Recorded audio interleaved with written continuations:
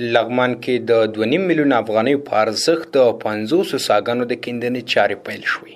د لغمان ولایت مرکز مهترلا ملنګر او د قرغیو ولسوالیو مختلفو سیمو کې د مسلم هنس موسسې لخوا د 50 حلقو څاګانو د کیندنې چارې پیل شوې.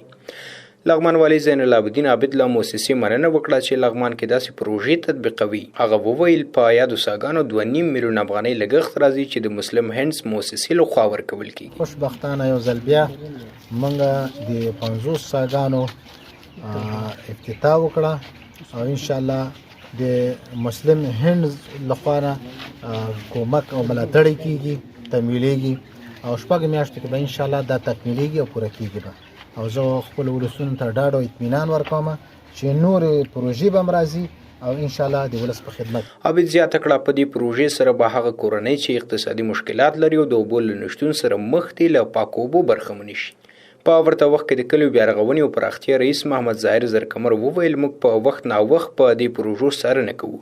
کوشش کوو تر څو کارونه په ښه شکل ترسره شي او هڅه مو دا ده چې چارې په ښه شفافیت سره تکمیل شي. دا 50 څاګانې دي او په دې 50 څاګانو کې چې کوم ځای کې کار شروع کیږي اول منځ او اخر موږ ټول نظارت کوو او تقریبا 1 انچ موږ محاسبه کوو چې تر څو چې پروپوزل سره برابر نه موږ بار اصلاحات او پیشنهاد کوو هغه بیا اصلاح کیږي. زرکمر یاد پروژه د مرکز مهترلا ملنګر او قرغیو ولسوالیو لپاره حیاتي پروژه یاد کړه او ویل چې اوس امن راغلی ټول وطن کې امنیت دی. له دې وروسته به موږ د وطن آبادي او پرمختګ ته کار وکړو.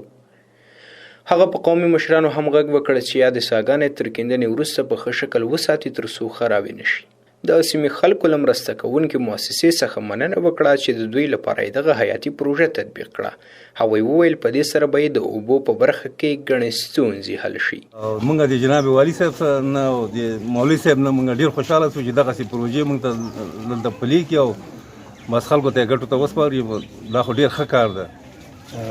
دغه کومې پروژې چې دلته راغلي دا د نانګریو منطقه کې دغه څاګانې کیندل شوي دي نو دا د جناب والي صاحب محترم او د جناب مولوي صاحب آسی دي او د دوی نه موږ یو جهان مننه کوو. الله جل جلاله دې ته نورم دغه ورکړي چې د ولس سره د قوم سره نورم خدمت وکړي. دا یادونې وړ ده چې تېره ورځ د مرکز مهترلا ملنګر ولسوالۍ په اړوندو سیمو کې د 14 لک او 50 زره افغانیو په مالي لګښت د HHRD موسسې لخوا د 6 حلقو څاګانو چارې بشپړې او ګټې اخیستنې ته وسپارل شوې. یاسر مشتاق، هیرو TV، لغمان.